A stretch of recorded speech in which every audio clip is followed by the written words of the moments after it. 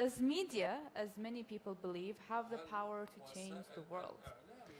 Saad Mohseni, chairman of MOBY Group, is pioneering media in one of the toughest neighborhoods on earth, war-torn Afghanistan.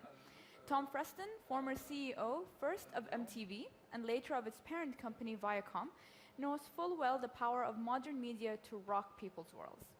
They'll talk about the past, present, and future of media-fueled social change with Wired Magazine's Spencer Reese, who incidentally also helped lead our summit program team and became, in effect, my best friend during the process.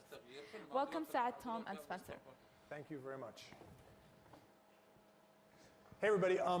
You know, since we just saw all this amazingly shocking video, we thought we'd try to top it with some even more shocking video, fresh from Kabul, courtesy MOBY. And so can we roll that video now? Have we got it up? There we go.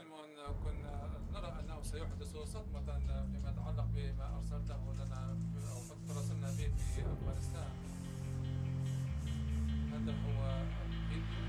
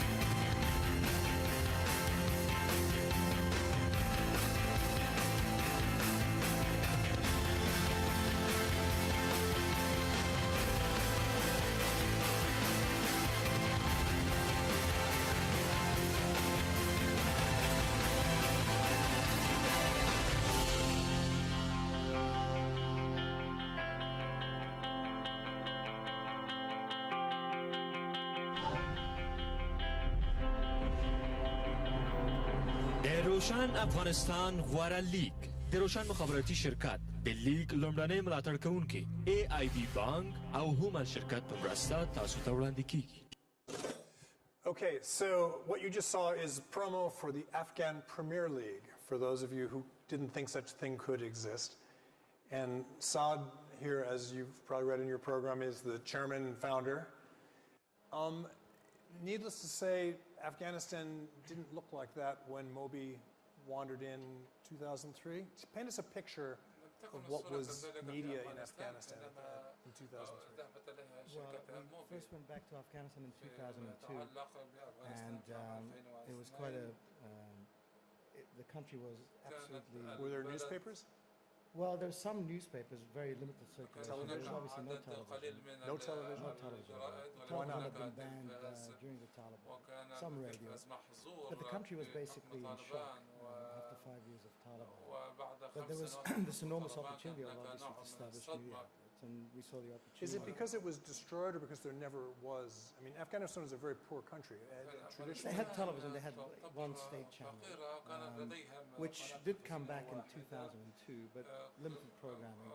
But also because I think that during the time that the rest of the region, media mushroomed. Afghanistan, of course, was ruled by the Taliban, so made it very difficult for people. Now, by the way, there were still people with guns who didn't like television. And you guys had the idea to build a television company? Yes. They're still there. They're still there. I mean, of all the places in the world, what did you tell investors going in? Like, right, we want to go make television in a place that has armed guys. Unfortunately, we were the investors, so we had to convince ourselves. But we never thought that we established a very small radio station. We never thought that we'd, end up establishing 15 or so companies in Afghanistan. Started off with a radio station in Kabul, and then it became national. Then we set up the first television station. Then it became a network. So we have now 3 television networks. So I mean, it's a great pitch. It's virgin territory. Hey, there's no one else here, but that's not really... Not anymore. There's 75 television stations in the country. 75? In, this is now satellite free to air, what? Terrestrial. Why are there 70? That's more than there are in the Well, United there are States. no real barriers to entry. I mean, we still have a very big footprint. We dominate the landscape, but there are a lot of, obviously, there are a lot of vanity stations, a lot of political parties have stations. But it's good. It's a good thing for Afghanistan. Now, Tom, you have. I mean, Tom is, full disclosure, an investor in MOBY in addition to being. No, I'm not an investor, just a board member and Okay. consultant. How did you come into, I mean, of all the things you could have chosen in the world to do? I mean, I know it's a virgin market, but it's still like a crazy virgin market. Why this one? Why this Well, I had a project? connection to Afghanistan going way back. I lived there for 8 years in the 70s. And then I had a media career and then met Saad in the 2006 and went back in 2007 and fell in love with what they were doing. I thought it was incredible. What, I mean, what specific? I mean, again, it's virgin. It's all that. What specifically about? Well, I love the country. I love the people of Afghanistan. And they're people who I thought really could use a good dose of television because it's a great, it's the greatest, most influential Well, instrument known in the that's history kind of now. okay. Now we're getting to the theme of what we're trying to talk about here in this closing. I mean, what is modern media in a place like? I mean, how many people in Afghanistan? What's the literacy rate in Afghanistan today? It's about 35%. 35%. Adult literacy, 35%. What's television penetration? How many people 60% of the population watches television. watches television? And presumably, I mean, we're watching strictly in local languages. There's no, they can't watch CNN. Listen. But what's interesting about Afghanistan, and you could apply that to a lot of other countries in the region, that literacy will go from 30-odd% to 80% in the next 2 decades because we have such a young population. So if they go to school, so it'll be majority literate in a very short space of time. And the other thing which is interesting is that television take-up has been phenomenal. So people may not have access to electricity, they buy small generators, they find ways to get access to television and radio. You can buy TVs for like $75 from China. Really? So then let's talk about programming. Okay, I mean, are you programming for those kids, or are you programming for people who have money? I mean, what do you program for? The kids do have the money. I mean, it is the younger generation of Afghans, the sort of 18 to 35-year-olds. The MTV generation? MTV generation is getting old, right, Tom? Yeah, they've graduated. I mean, one of the core questions. But the younger generation of Afghans, and this may again apply to the region, they have the power of the purse. They tend to be more literate. They have English language skills. They can use computers. So the people that we just saw in those videos, you didn't just like find a few of them somewhere and set up a stage. I mean, is that a better picture of Afghanistan today than the one that I would guess most of the people in this room have? Absolutely. The median age is 17. It's a young population. And they've got money and they're interested. And I mean, among the amazing things, we aren't going to show it. One of the most amazing things I've ever seen is the promo reel for something called Afghan Idol, which is based on America. Was it actually licensed? Is it for real? Is it an actual? It's a bit different.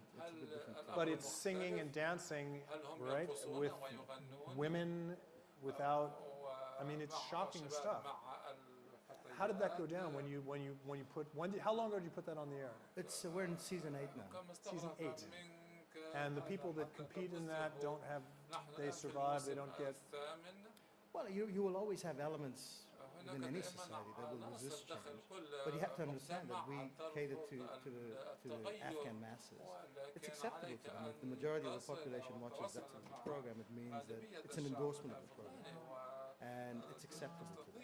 I mean, we don't have time to show it, but watching an Afghan girl who obviously was not a professional singer competing on television, it brought tears to very simple people like myself. What was the reaction in Afghanistan to that show? It engaged the public. I mean, What 90% of the population watched. 90% 90% of the television viewing audience watched that program. So The finals. So it's a hit. It's a mega huge hit. Is it still what's it weekly? People.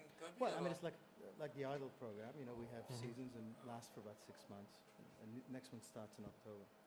Let's just open this up a little bit. I mean, Tom is well known as a guy who travels around a lot these days. I mean, in fact, the progress from limited media to a profusion of media is actually now fairly well. I mean, India, I think we talked about it in the green room, went from what, a couple of channels 20 years ago to...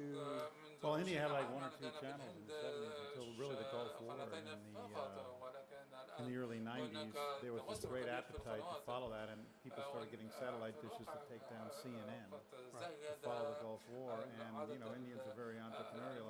Really, a whole new industry was born. Cable wires. I mean, people started cable systems. And it started at first with just running cable down the sides of the It was basically illegal, wasn't it? It was illegal, but then it got legalized, professionalized, and institutionalized, and became the wildest television market on Earth, with all the major companies playing there. The Middle East is doing pretty well. Somebody told me 700 essentially free to air If you had a satellite dish in Cairo, there's probably pointed in a lot of different directions. You could pick up something like 700 free-to-air signals bouncing around. Now, I mean, not all in Arabic, but it's just if you want to watch it, it's there. There's a lot of television up there. I mean, is the internet overrated as a? I mean, everyone loves to talk about Twitter and Facebook and how they're forcing change, but in fact, ahead of them for the last couple of decades has been this bulldozer of global media, hasn't it? Yeah, I mean, I don't think you can overrate the internet, but the fact is internet penetration in a lot of countries in the Middle East is a lot lower than what could be satellite penetration. Al Jazeera started here in '96 and really opened the floodgates for a lot of satellite TV. So viewership of TV much higher, much more intense, much more time spent doing that than time spent on the internet for the most part. I mean, what are these? I mean, what does it mean? We talk about media as if it's just this kind of thing, but it actually is bringing in the outside world, isn't it? To places. I mean, a place like Afghanistan under the Taliban was very isolated. Your information about the rest of the world, your view of even forgetting about news, you didn't even know what the world looked like because you were. Well, it's a window on the world, but it's also a way to connect with each other. I mean, one of the things I notice when I'm visiting Afghanistan is they do an awful lot of programming that's rather about what's going on in Afghanistan and exposing people in Afghanistan who largely never really been connected to each other to begin with, to see what other parts of the country look like, to see representatives of different ethnic groups on television. It's a very great instrument for building tolerance. So ballpark your programming is what percentage Afghan originated, and what percentage brought in and dubbed or whatever? Well, we produce about 15 hours of original content daily. 15, soap operas, reality television, game shows like Deal or No Deal. So a lot of formats, international formats that we've adapted. But they're Afghanized. They're in Afghan actors. Of course, yeah. I mean, Afghan actors, Afghan directors, Afghan producers. But what's interesting is that in a place like Afghanistan, that a lot of people assume they're very xenophobic and unwilling to look at the outside world. If you look at the different formats and different programs that we air in Afghanistan, I mean, they're from Turkey, they're from the US, they're from India, from South Korea. So I think it's sort of media has opened up Afghanistan to the outside. They're far more accepting of different types of genres, different types of programming. This is a question, I mean, and we're going to, by the way, throw this open to everybody in just a second. I mean, is the toothpaste out of the tube on global media? And I mean, a place like, can you go back? I mean, yeah, I guess you could in theory. The Taliban kind of probably threw Afghanistan back 10 years or something like that. But if you look at, again, the Middle East with 700 channels, something like state television, which in a place like Egypt or Libya used to be a huge big deal, it's now at best a joke, and at worst it's having to compete with very good quality professional stuff. Is it possible to imagine us ever going back to a world where people will be satisfied with just the old way? I mean, is it impossible? I mean, if you had some fanatical regime, they might be able to pull it off for a few weeks, but it's not a good long-range strategy. People aren't going to go for that. So is the Taliban, for instance, still anti-television in Afghanistan?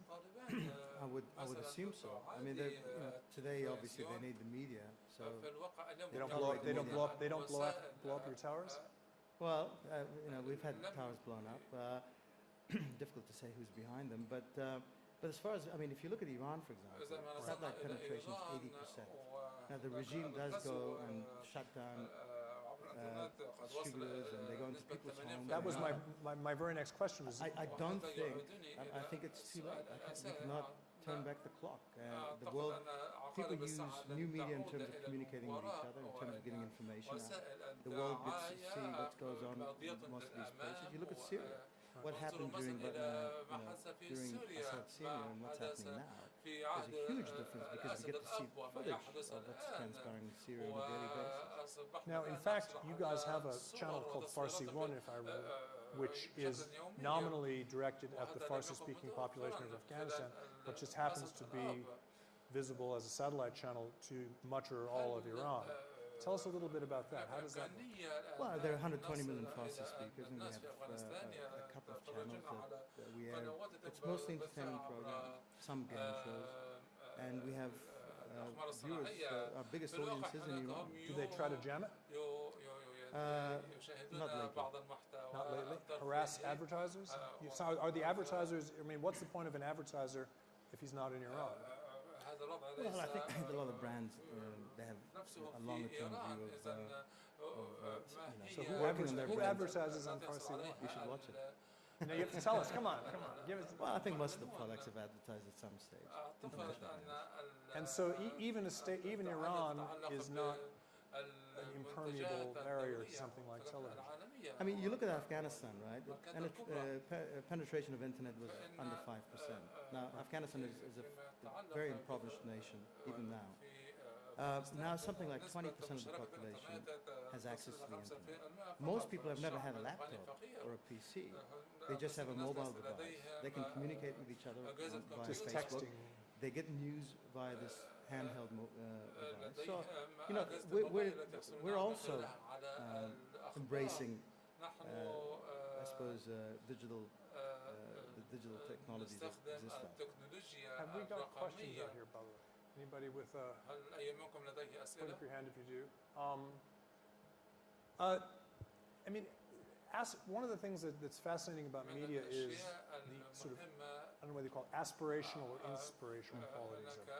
I mean, do you think that, is it fair to say that in a place like Afghanistan, the ability for people to see the outside world is of and by itself something? Is it a political force? Do you feel like you are a player, what you do is political in Afghanistan? You know, I think we fast-track the inevitable in a place like Afghanistan. I don't think that we can be didactic or condescending and say this is the way you need to be. We basically give people options to see what else is out there. And I think ultimately people will make the right decision. We fast-track social change. We don't really impose it. I mean, you'll find, and there's studies that prove this in India, for example, the aspirational qualities of television, they find that they get 6 months worth of social change in 1 month once satellite television would come into a village. So in terms of gender equality or a woman's view of what size family they should have or her willingness to tolerate abuse by her husband or their belief in whether or not their child should go to school or just a lot of basic hygienic things or things about their personal appearance. All people take all these views, not only in India but really all over. Well, I was going to say, I mean, can we dial back? I mean, you were deeply involved in the cable explosion in the U.S. in the 1980s, the rise of MTV. Now, if you wanted to, you could spin out a whole theory that, America wouldn't look like America today, and the world possibly wouldn't look like the world today if we were all. When you and I grew up, there were 3 national networks and a few local things, and that was it. It was kind of not that different from the Soviet Union. We were closer to the Soviet Union than we were to what we have today with 7 million channels and the internet and everything else. Is media driving a kind of a world move toward, critics would say homogenization or whatever, but I mean, is there something going on here that we really are becoming a global village? Is that do you hate the phrase global village, or do you like it? Well, everybody's connected, but there's a lot of all the villages are really different. I mean, in the beginning when they had these pan-regional networks, you see it now in the Arab world. A lot of things are pan-regional because it makes sense because of the economics, given that stage of the development of the television sector. But sooner or later, things dial back to be local. I mean, some things are shared. There's a certain kind of music, certain types of fashion, certain things are shared internationally. And, we all know a lot of those international brands. But people have their own language in terms of style and taste and music that's far more local. That's really the most pervasive thing. Well, then, okay, we'll bring back to Shane. What, I mean, we've had a discussion in the last couple of hours of Sesame Street, and we've had a discussion of Vice Media. Now, arguably, those are two pretty close to poles in media. And where would you see? I mean, as a broadcaster in Afghanistan, how do you kind of calibrate between Vice and Sesame Street? Well, I think that that's an interesting question to say the least. But I think our news is Vice-like in the sense that we don't cater to any particular audience in terms of, like, I think in the U.S. the sad thing is that they're not really out there to inform. They pretty much people watch the news to have their views reinforced. Whereas in a place like Afghanistan, we have carte blanche. We don't have a particular ideology or we don't have a particular view. We present what's going on in the country, and we try to be a lot more. We describe things and we tell a story more often than not when we do a story. So it is probably Vice-like. And we do air Sesame Street in Afghanistan. You do. So yeah, Is Big Bird going to get asylum in Afghanistan? we will offer Big Bird asylum in Afghanistan. Big Bird's the underwork advice. Half of the viewers of Sesame Street in Afghanistan are adults, actually, which is interesting. It says a lot about the ability of a show like that, which used to improve literacy among kids in a country with high levels of literacy, has value to adults too. Wow. Is that so? I mean, It's one of your better exports, but maybe not for long. So again, I mean, back to this question of media. I mean, does media, without wanting to be too self-congratulatory at a thing called a media summit, I mean, does media define a place like Afghanistan? I mean, is the new Afghanistan partly being built on something like, I mean, again, I'm not asking you to... Not just Afghanistan, I think the entire region. I think it's, for a lot of countries like ours, it holds people and institutions accountable. It allows people to let off steam. I mean, if you're watching television in a place like Afghanistan, you're very frustrated because there's no judiciary, there's no parliament. And to see an expose on a corrupt politician, it allows you to let off some steam. It informs, it entertains. We don't have theaters and we don't have restaurants for most people. So this is how they basically get by from day to day. So, I mean, the New Yorker magazine, I think the headline of a profile of you was the Rupert Murdoch of Afghanistan.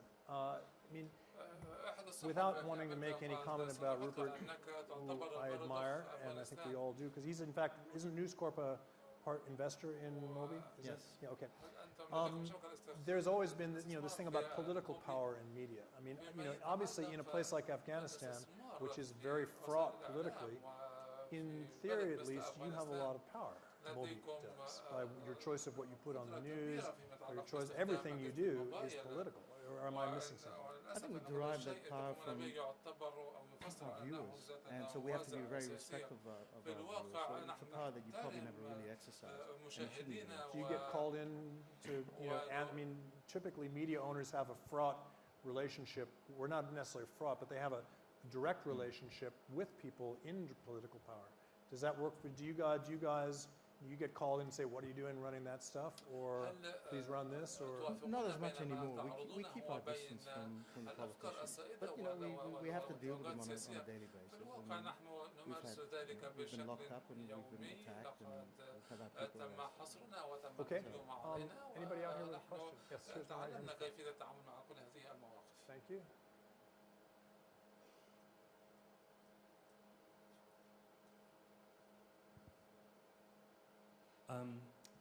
Yesterday, around this time...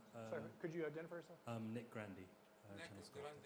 Yesterday, around this time, Bill Gates was devoted a good part of his speech to the Bill and Melinda Foundation. It seems like this particular panel is the first directly relevant story I mean, should the Bill and Melinda Gates Foundation an advertiser on MOBY's channels with a view to stamping out polio in Afghanistan? You know, we actually met with Bill the night before. I have a pre-existing relationship with him because I work in this thing called the One Campaign that he funds. It's an anti-poverty advocacy group, and he and Saad discussed the possibility of lending public media support to the vaccination campaigns in Afghanistan. Yeah, I mean, we were in discussion, but an endeavor such as the one that his foundation has undertaken is important. It's important for us as Afghans. And as a media organization, we'd be very happy to work with them. وكنا سعداء للعمل معهم كمؤسسة إعلامية. For an effort such as the one that they're doing. Okay. Anybody else? Tom, I want to just back one more time on the sort of the cultural dynamism of media. I mean, MTV, for instance, would we have rap music today if we hadn't had MTV for it to go over? And if you look at Saad, if you look at Afghan Premier League, would there be professional football in Afghanistan if there weren't a television network? And so, I mean, are we looking at a world in which increasingly, we've gone from 3 channels to 3,000, we've gone in the Middle East to 700, vast amounts of media here. Are we talking about a world in which media's role is ever larger than it's ever been before? And are we talking about, in a summit like this, are we talking, is this just, obviously it's not just another industry, but are we talking about a world where media, the toothpaste really is out of the tube, and traditional power centers, banks, governments, political parties, all those are increasingly having to, music record companies, everybody's got to kind of play the media game or you can't succeed. Is that? Well, you know, if you look at the amount of time people spend connected to media, whether that be online, television, music, in developed countries, it's sometimes 8-9 hours a day. And if you figure you're sleeping for 8 hours a day, you know, that's a lot of time you're connected to other people or just connected to some kind of news information or entertainment. I wouldn't say, you know, you talk about if there was an MTV, would rap music exist? Definitely it would exist. But what MTV or other medium, television or radio would do is just really accelerate that trend by popularizing it more quickly.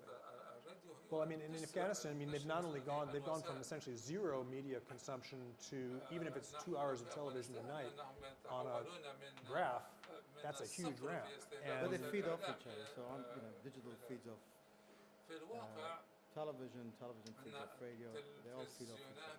I think that's what Thomas I'm still stunned by that. 75, who are the 74 other people doing Afghan television besides you?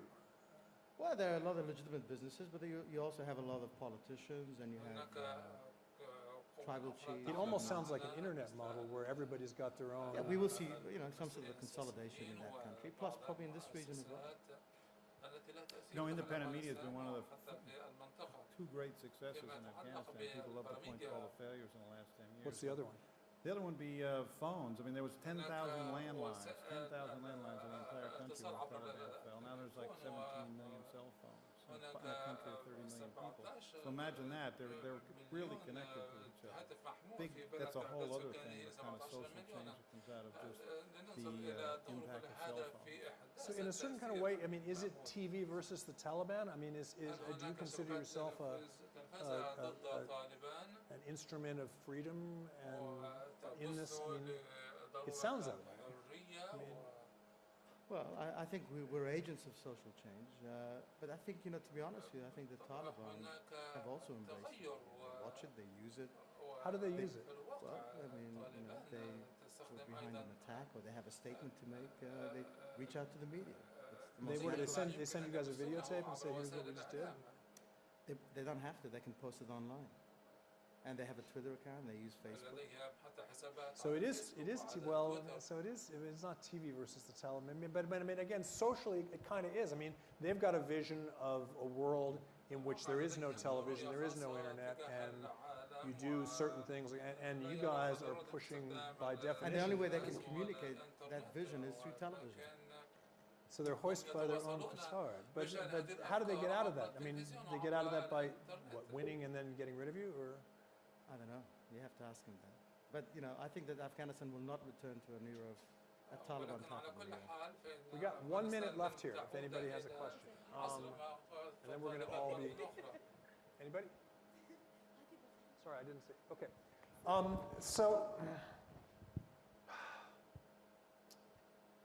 Any last word about, again, I'm going to put this back on Tom, about why we do what we do here. Okay, we're all here to do media. Obviously, people want to make money, they want to be famous. There's lots of reasons why people... Do you think that media has at its core a kind of a desire to change the world? Oh, I don't know. I think it's different. I think everybody here, most people in the business, they do it because they like it.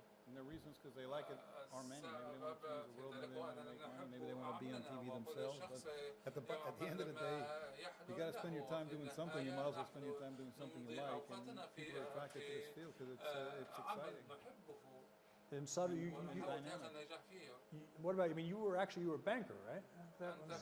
And were you just sick of being a banker, or?